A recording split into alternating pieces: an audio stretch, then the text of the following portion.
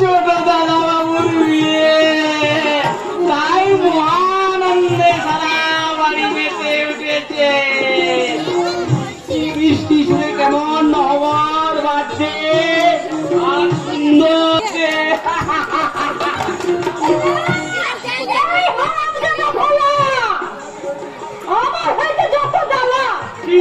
কি হয়েছে কিন্তু কি হয়েছে মানে এদিকে বর বেরোনোর সময় হয়ে গেল, বরকে গণতান্ত্রিক যাওয়ার জন্য কখন থেকে আমি অপেক্ষা করে আছি, অথচ এখনো বরই এলো না। আসবে কি করে? বরের যে কোনো সাজগোজে সেরা হয়নি তো। আরে ওই ছেলেটা সারাদিন কিরায় পরিশ্রম করে বেড়াচ্ছে। ঠিক বলেছেন কর্তা বাবু, প্যান্ডেল ঠিক মতো সাজানো হয়েছে কিনা, লাইট ঠিকঠাক সাজানো হলো কিনা, তারপর আপনি অতিথি আপ্যায়ন থেকে সমস্ত কাজ একা হাতে সামলাচ্ছে। আরে সামলাবে না তো কি? যখন গান্ডে মেন্ডে গেলে তখন চোখে দেখতে পাচ্ছ না? ঠিক ঠিক মানবী ঠিক। মা বলে ছেলেকে বিবেক বলে আমার কিচ্ছু নেই। ওর জন্য অনেকদিন আগে থেকে আমার বিবেকের ঘরে আমি খাওয়া বন্ধ করে রেখেছি। যে সেই অলক্ষণী ছেলের মা আমি কোনোদিন হব না, হতে পারবো না। কেন পারবে না কিন্তু মা? বলো দাদা বাবু, যদি তোমাকে নিজের মা বলে মেনে নিতে পারে, তাহলে তুমি তো কেন তার মা হতে পারবে না? মা হওয়ার আসল গুণ যে মমতা, সেই মমতাটাই তো মানবীর মধ্যে নেই রে বিভু। তাই তো মাঝে মাঝে আমার ভয় হয়, যে মেয়েটা আমাদের সংসারে বৌমা হয়ে আসছে, তাকে মানবী তুমি ঠিকঠাক মেনে নিতে পারছো? হ্যাঁ হ্যাঁ, আমি ঠিকই বলেছি। যে মা হওয়ারই যোগ্য নয়, সে কতটা যোগ্য শাশুড়ি হতে পারবে তা নিয়ে আমার যথেষ্ট সন্দেহ রয়েছে। আমার ছেলে বিগত একটু আনন্দ আহ্লাদ করবো, তাহলে তুমি খোঁজা মারতে এসেছো?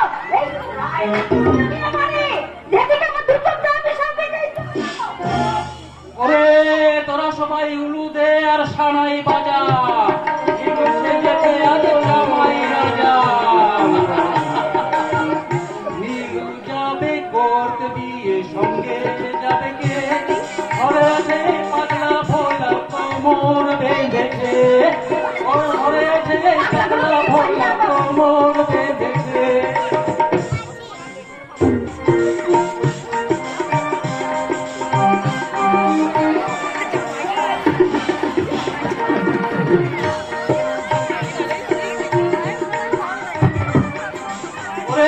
তোরা সবাই আমার উলু দে সানাই বাজা, নীলু সেজেছে আজ জামাই রাজা।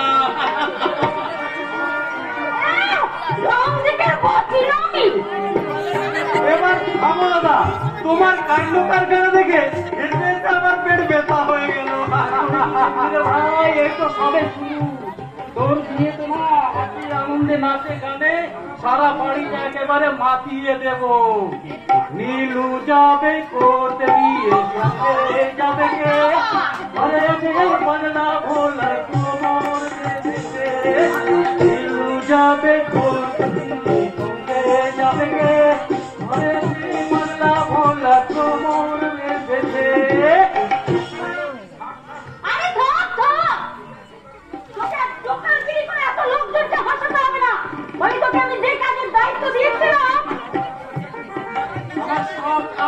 হয়ে গেছে মা, ওই প্যান্ডেলের কোথায় নতুন বউ বসবে, কোথায় অতিথিদের বসানো হবে, আর কোথায় ঝাড়বাতি বসবে, সেই সব ঠিক করে একেবারে বরের গাড়ি সাজানো পর্যন্ত আমি নিজে দাঁড়িয়ে থেকে করিয়েছি মা। ওগুলো আমায় দাও বলে দাদা বাবু, ওগুলো আমায় দাও বলে দাদা বাবু। আরে ওগুলো সাজাতেই করতে হবে। আয় বাবা নীলু,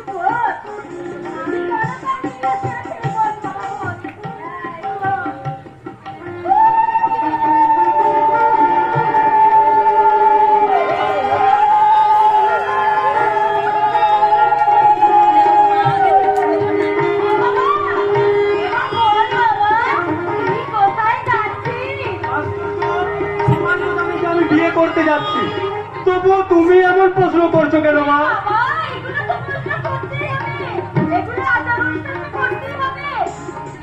আমি তোকে জিজ্ঞাসা করবো আর তুই বলবি আমি তোমার জন্য দাসী আনতে যাচ্ছি। আর এটা তুমি কি বলছো মা? আজ এই ঘরের গৃহলক্ষ্মী আনতে যাচ্ছি, আর গৃহলক্ষ্মী কখনো দাসী হয় না গিন্নি মা। এই, কি পারো তো বাবা? সব ব্যাপারে তুমি এত কথা বলতে আছে? ওরা তো ভুল কিছু বলেনি মানবী। তোমার ছেলে তোমার জন্য তো দাসী নয়, বৌমা আনতেই যাচ্ছে। পুরো বুড়ো বয়সে তোমার কি বিমূর্তি হলো? বলি আচার অনুষ্ঠান সবকে ভুলে বসে আছো নাকি? আগেকার আচার বিচার অনেক পাল্টে গেছে মা। আমি হয়তো বিয়ে করতে যাওয়ার আগে বলে গেলাম তোমার দাসী আনতে যাচ্ছি, কিন্তু পরে হয়তো দেখবে সেই তোমাকে দাসী বানিয়ে বসে আছে। লিজু, আরে এই পাগলা, এটা তুই কি বলছিস? এই সংসারের বউ হয়ে আসছে, এই হলো এই ঘরের লক্ষ্মী। আর আমাদের মা হলেন সাক্ষাৎ অন্নপূর্ণা পার্বতী।